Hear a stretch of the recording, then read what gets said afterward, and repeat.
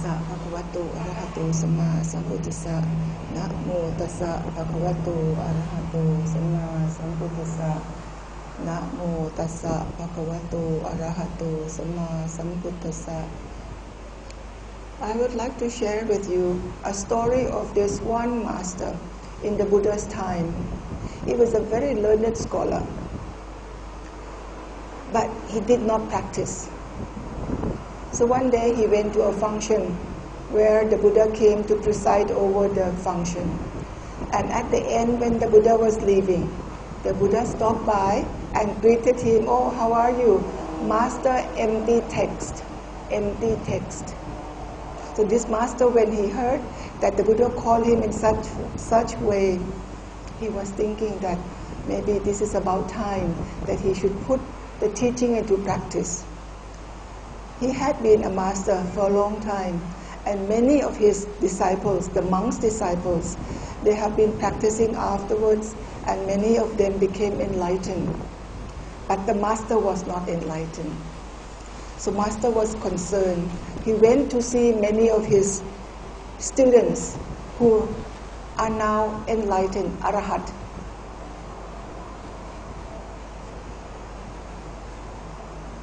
When they saw him, they said, "Oh, teacher, it is not possible that I can teach you."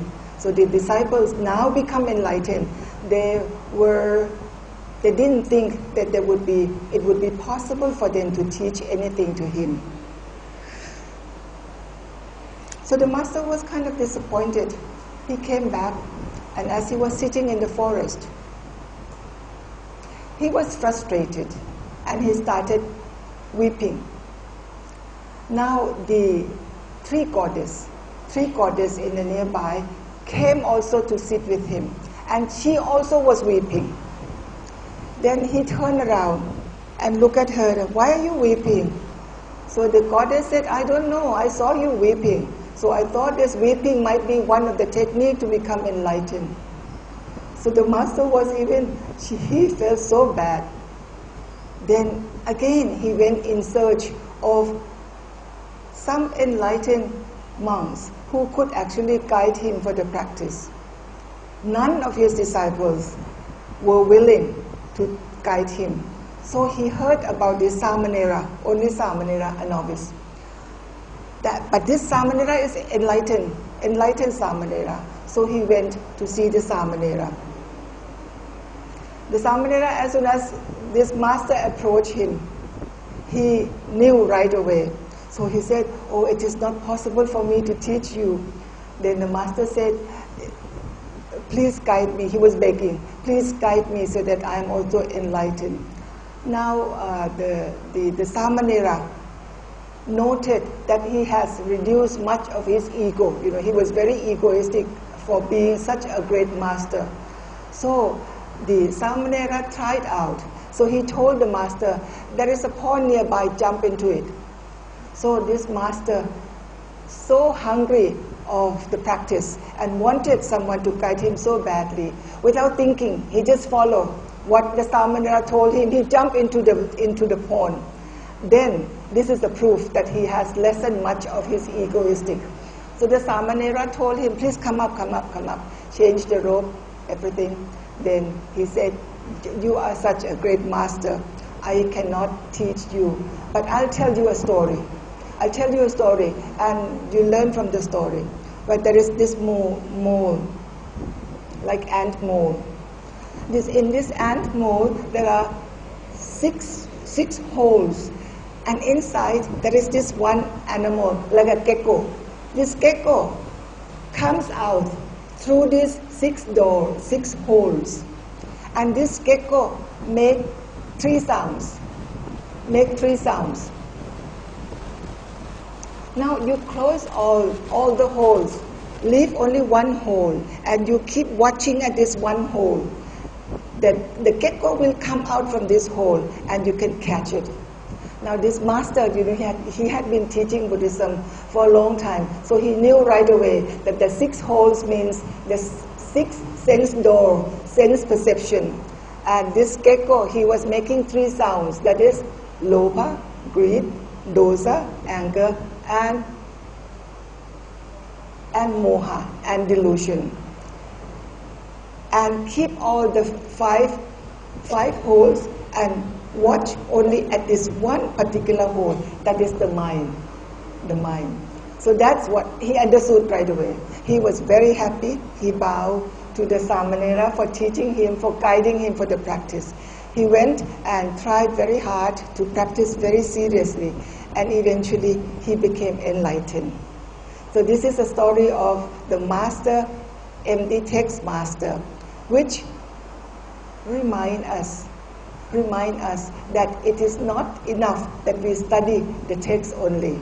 The Buddha said when he established the Fourfold Buddhist, he said he expected the Fourfold Buddhist communities to study his teaching, put it into practice, and be able to defend it and also to propagate. It's very important that all of us must practice, must put the teaching of the Buddha into practice. We have to watch our 6 doors of perception, and whatever touches your ears, it is, note that it is the sound. Don't have to go further to say, what kind of sound? Oh, it's a bird. Oh, very beautiful. Who is saying that is beautiful? It's you. So the practice of meditation is just to note that it is only the sound. Then you will understand why when we practice, the very first thing we do with the training of the ears, because it's the ears that you start listening to things, many things, good, bad. You are the one who judge. It is good. And when it is good, you like it. When it is bad, you don't like it. All this comes from simply not hearing. We note only, it is only hearing. And when we note it as such, then we can overcome many of the sufferings. All the sufferings come from your thoughts. That's why the Venerable was teaching us to come back to this fresh perception, fresh movement of the body, come to this fresh touch, rather than get involved in the thought process. So you will understand that the Buddha also emphasized that you not only study, but you also learn and put it into practice. Very important to remember all the time, samana sanya. Sanya means remember, to remember that we are ordained. So when we remember, always conscious that we are ordained, we will be kind to others. They say something nonsense, something very hurtful. Here, perception here, it's only hearing. It's only hearing, and then we can let go. Living in a Sangha, there's lots of conflicts, lots of conflict. If we take everything to our heart, take everything to our mind, then you have no time to do anything else. We are not responsible for something that comes from the defilement of others. Defilement starts from the mind, goes to the mouth. They are responsible for their own. You don't have to be responsible for their defilement. Okay? That is how we can remain practicing well in the Sangha. Conflict, it's only natural. It's only natural. Even when you live alone, sometimes you bite your tongue. You see? You bite your own tongue. Therefore, consider conflict is only normal. It is such. When you see something like that, then you say, it is so. And that's it. That's it. You do not take it to your heart. Don't take it to your heart. Oh, she said something, it hurts me. Well, actually the words does not hurt. But you take the meaning of the words and harm yourself. That's why it hurts. Right? So we can let go. We are ordained monastic. We must be able to let go very easily. Forgive them, and also forgive yourself sometimes. Okay? Then you can go forward on this path, this monastic path, happily. Monastic people, we should live a happy life.